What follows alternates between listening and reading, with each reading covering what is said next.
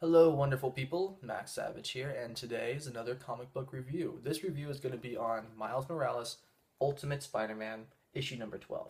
So, I haven't really talked about this book, and I don't know why. This is one of my favorite books. Out of everything out there, I actually dropped The Amazing Spider-Man just to read this book because it's really that good. It's written by my favorite writer, Brian Michael Bendis. It has fantastic art by a new artist, and it's a beautiful, amazing story. And this is the last issue.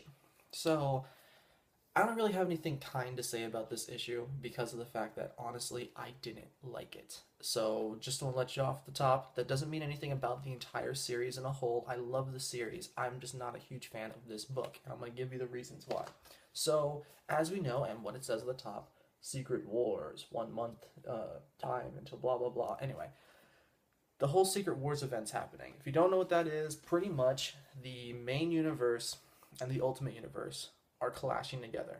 And because of that, they're both going to explode, and then a battle world's going to be made. I've talked about this topic before. We're going to have different people here and there, and everyone's going to fight. And at the end of this whole 4 or 5 month span of something, a new world will be pulled up, and that's where our new universe is going to be. So it's kind of New 52ing it, but in an interesting way.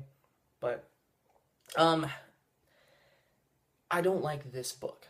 I don't. This issue was crap, and for it to be the end of the entire series, it was complete shit. Like, this is one of those ones where I wish that if it was to come back after, that we get the actual ending of the story. Because if you haven't read this, since issue one, there's these two people who came in, these two people who were dressed in kind of a spider-like fashion, who were there, and they were committing crimes, stealing for some unknown person that we didn't know about.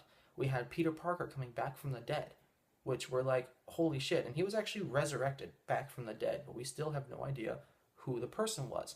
And we had this whole Hydra thing, we had all this stuff, and it was all leading to this one book. And I don't really want to get it at Brian Michael Bendis because I don't feel like this was his fault. I think he had the whole ending ready and spread out. I think he had like a couple more issues to explain exactly what's going on. But, Marvel came to him and said, okay, you need to wrap this up fast because he's going to be a main person in Secret Wars, so you gotta have that shit connect. And he's like, fuck, and just wrote whatever he could.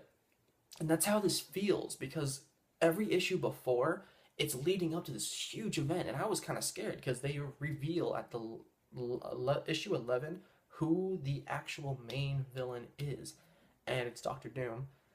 And you're like, oh my god, we only have one issue, and they have to tie up all of this stuff. How are they going to do it? They don't. Okay, in the book, they actually do a jump cut between Miles Morales getting pissed off, and it jumps to going to the police station where you see Maria Hill and not Maria Hill, Monica Chow and the rest of the Ultimates get together and teleport to where Miles Morales is, where he's already defeated everybody. That is the biggest cop out I've ever seen. Let's just not show the readers exactly what happens. Like that was really upsetting. We don't get to know who the two people are. We don't get to know who brought back Peter Parker. In fact, it's not even mentioned. We don't get any of that information, and it's all because of the Secret Wars event. This is one thing I hate about events, especially when it comes to Marvel, is sometimes they do this. They'll just end a comic book because that character is going to be a main person in an event, and they don't really give a proper ending. And when I mean proper ending, I mean tying up loose ends. Simple. It could have easily just at the end revealed who the two guys were. It could have easily, someone could have picked up and, how did Peter Parker come back? I brought him back. Or, whatever it could be. Easily. That doesn't take that much. It only needed like a couple more pages and it would have done it. But they were limited. They couldn't do it, and they had to introduce the last thing, and this is not a spoiler because, as you know, this is a huge event that's happening. This is the last page, and it just jumps in the middle of the story. You see that? That's it. It's them just looking up and the planet. Like that. That's it. They're in the middle of doing something, and it's just, oh, what's that? And it ends. So it doesn't even feel right. Like, I feel cheaped out because I read every single issue coming from this. This is one of my favorites, my top comic book. and this is the ending that we get, and I feel like crap because of it. So it's like it really upset me. I was like, oh, man, like I hate when they do this. It's terrible. So if I were to give this a rating, I'd give it a 2 out of 5. Like really, the only reason you should read this issue is if you've already read everything before.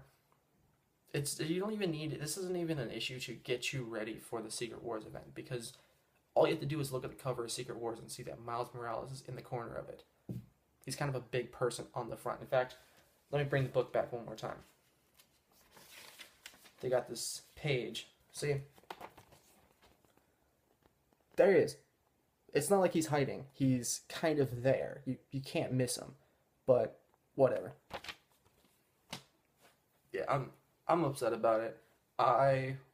If I knew this is how it was going to end, I probably wouldn't have picked it up because I'm a comic book collector. Of course I'm going to pick it up. So that's how I feel. It's not good. I feel like crap. 2 out of 5. Bad. Don't pick it up unless you're a big fan. That's really all I've got. So, whatever.